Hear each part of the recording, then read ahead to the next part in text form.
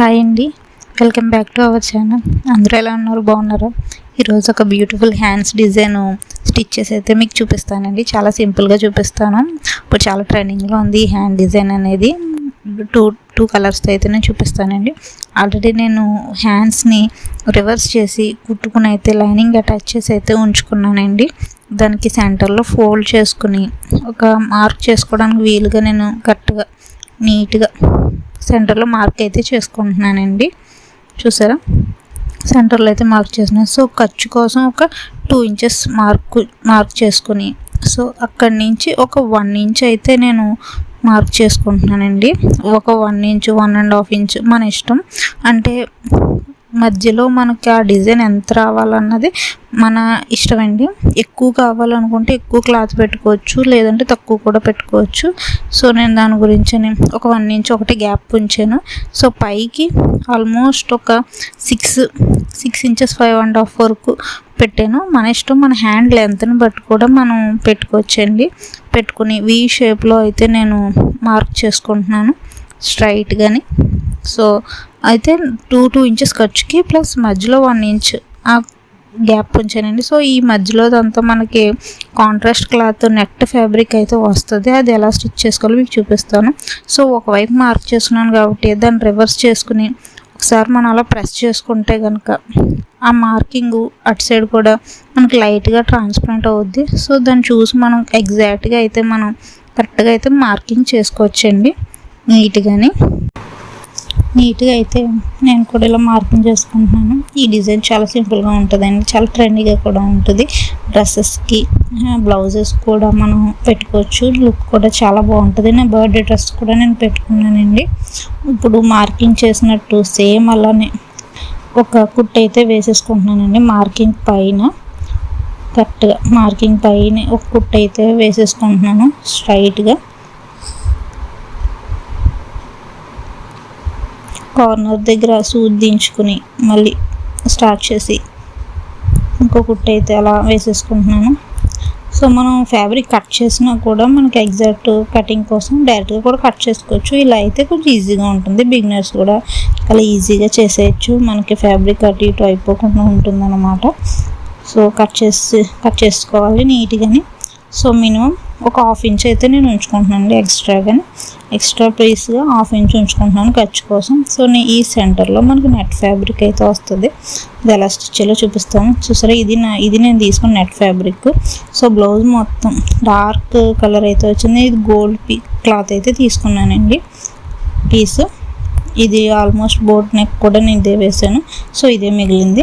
ఇది నేను హ్యాండ్స్కి అయితే ఈ షేప్లో అయితే ఇలా కుడదామని అయితే అనుకున్నాను. సో తీసుకున్నాను ఈ క్లాత్కి. సో 2 హ్యాండ్స్కి సరిపోతుందా లేదా అని అయితే నేను చూస్తున్నానండి.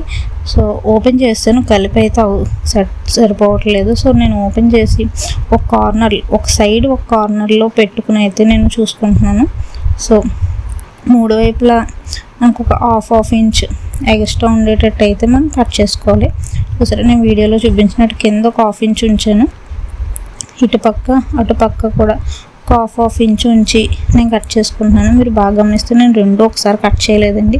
సో నేను 2 ఒకసారి కట్ చేయడం వల్ల క్లాత్ అయితే అడ్జస్ట్ అవ్వదు. నేను ఈ రైట్ సైడ్ ఒకటి పెట్టాను, ఒక పీస్ అయితే కట్ చేసాను. సో లెఫ్ట్ సైడ్ ఇంకో పీస్ అయితే మనకు ఎగ్జాక్ట్గా సరిపోతుందండి.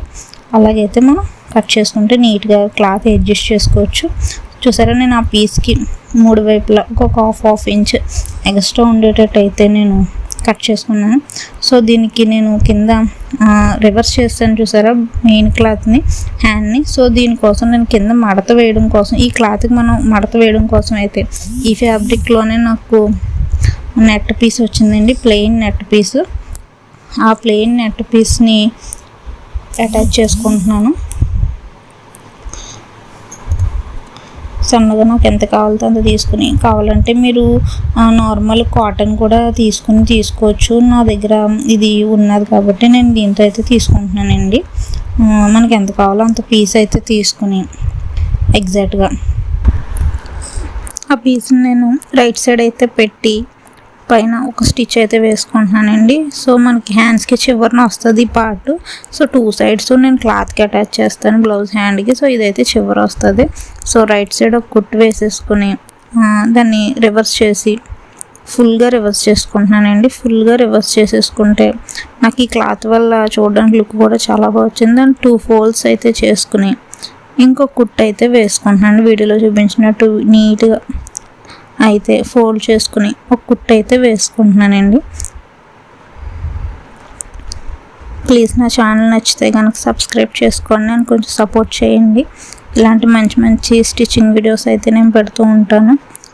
కంపల్సరీ నా ఛానల్ ఫాలో అవ్వండి. అదైతే నేను కుట్టేసుకున్నానండి. కుట్టేసుకుని ఎక్స్ట్రాగా ఉన్న పీస్ని అయితే నేను కట్ చేసుకుంటున్నాను. చూసారా, ఎక్స్ట్రా వచ్చిందంతా కట్ చేసుకున్నాను.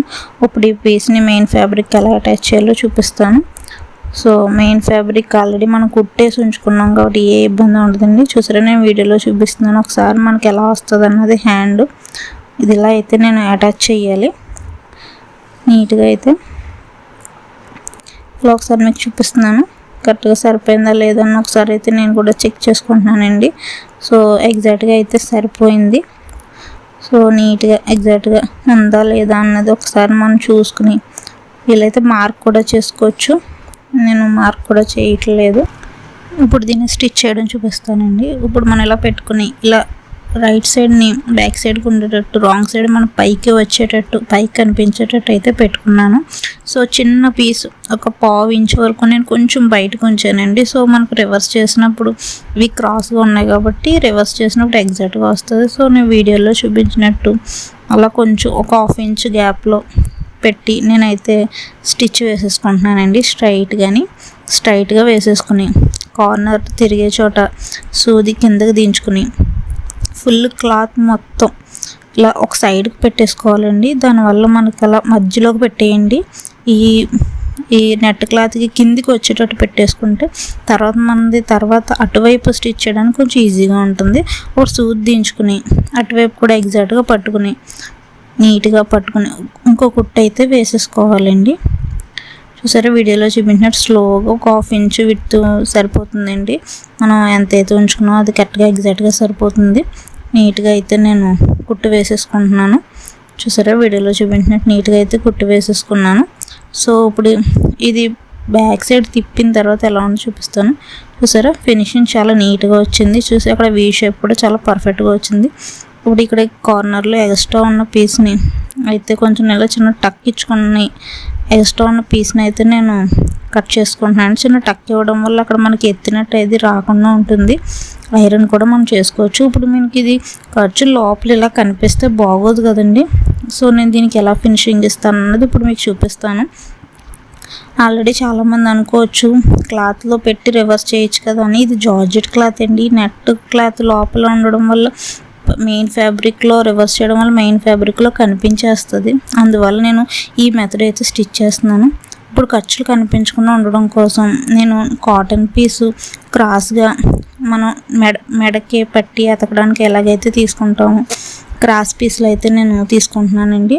ఆల్మోస్ట్ అంటే ఆ వీ షేప్ ఉన్నది కుట్టడానికి వీలుగా ఒక 2 పీసెస్ అయితే తీసుకుని వాటిని క్రాస్గా పెట్టుకుని అటాచ్ చేసుకుంటున్నానండి. సో ఇది అటాచ్ చేయడం వల్ల మీకు చూడడానికి ఫినిషింగ్ కూడా చాలా బాగుంటుంది. ఖర్చులు కూడా పైకి కనిపించవు. చాలా నీట్ ఫినిషింగ్ ఉంటుంది. చాలా సింపుల్గా కూడా అయిపోతుందండి. రివర్స్ చేయడం అనేది కొంచెం కన్ఫ్యూజింగ్గా ఉంటుంది బిగినర్స్కి. ఈ మెథడ్ ఒకసారి మీరు కూడా ట్రై చేయండి. సో నేను మెడపట్టికి కుట్టినట్టు ఒక పక్కన ఫోల్డ్ చేసి చివరిన ఒక కుట్టు అయితే వేసేసుకుంటున్నానండి.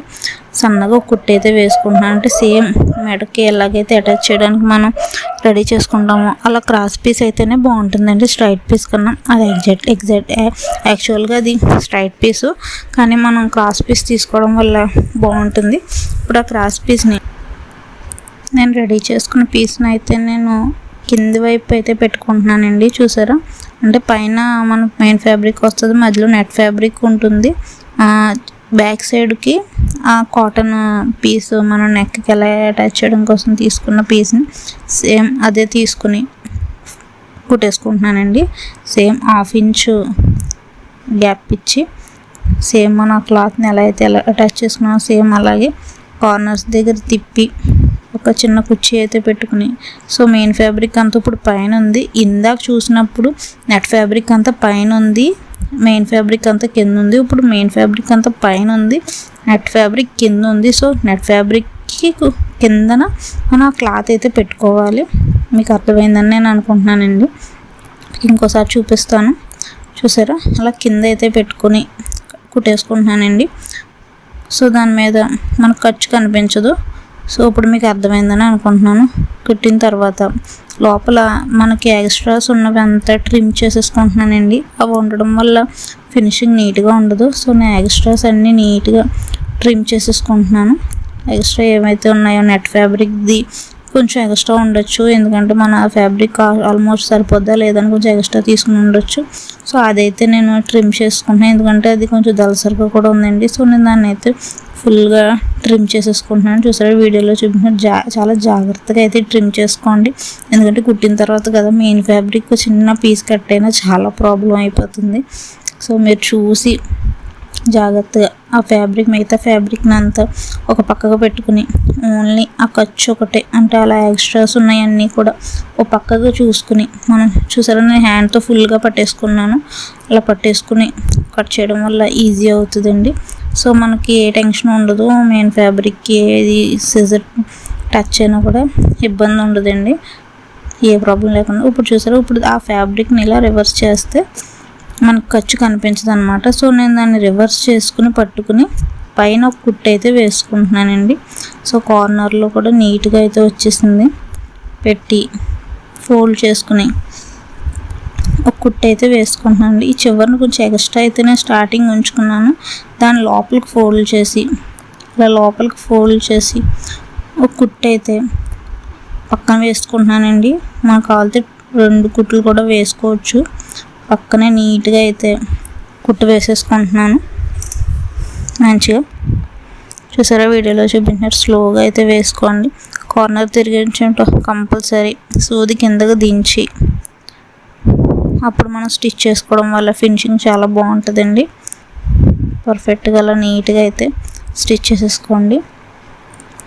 ఈ డిజైన్ చాలా బాగుంటుందండి, ఏ డ్రెస్సెస్కైనా బ్లౌజులకైనా దానికైనా బాగుంటుంది. నేను లేటెస్ట్గా లాంగ్ ఫ్రాక్ కూడా స్టిచ్ చేసుకున్నాను. సో నాది already full net fabric we షేప్లో నేను లైనింగ్ వేసుకోలేదంటే ఓన్లీ లైనింగ్ క్లాత్ ఒకటే నేను వీ షేప్లో కట్ చేసుకుని మొత్తం నెట్ ఫ్యాబ్రిక్తో కుట్టేసుకున్నానండి. నా బర్త్డే అవుట్ఫిట్ షార్ట్ చేసి పెట్టాను, ఒకసారి చూడండి ఫుల్ డీటెయిల్స్తోని. సో అది కుట్టేసుకున్నాకైతే రెడీ అయిపోయిందండి బ్లౌజ్. చూసారా, ఫినిషింగ్ ఆల్మోస్ట్ చాలా నీట్గా అయితే వచ్చింది, ఖర్చులు కూడా కనిపించకుండా పర్ఫెక్ట్గా అయితే ఉంటుందండి. ఒకసారి మీరు కూడా ట్రై చేయండి. ఈ హ్యాండ్స్ డిజైన్ చాలా బాగుంటుంది, చాలా సింపుల్గా కూడా అయిపోద్ది. ఎందుకంటే చాలా కొంతమంది కన్ఫ్యూజ్ అయ్యే వాళ్ళకైతే వేరే మెథడ్ కన్నా ఈ మెథడ్ చాలా ఈజీగా ఉంటుందండి. మీరు కూడా ఒకసారి ట్రై చేసి నాకు ఎలా వచ్చింది ఏంటన్నది కామెంట్ చేయండి. నా ఛానల్ కొంచెం సబ్స్క్రైబ్ చేసుకోండి. Thank you for watching. Thank you.